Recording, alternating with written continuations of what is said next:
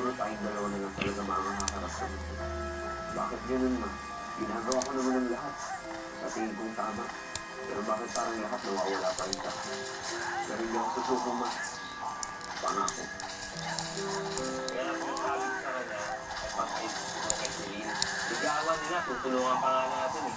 Bakit pa kasi interesado ako sa buhay ng ito ngayon? Hindi iisang tayo sa mga mayayaman niya kaibigan. Lalo na kay Celine. Pre, may gusto ka dun ah. Akala ko pinapaligawan ko kayo. Pare, ang gusto ko yung yaman nila.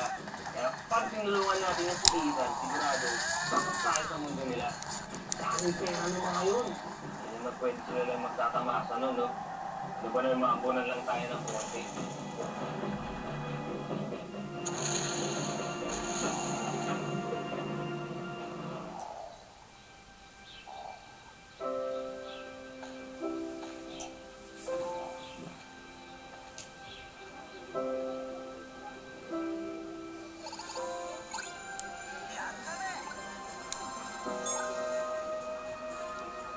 Gustuhan mo ba?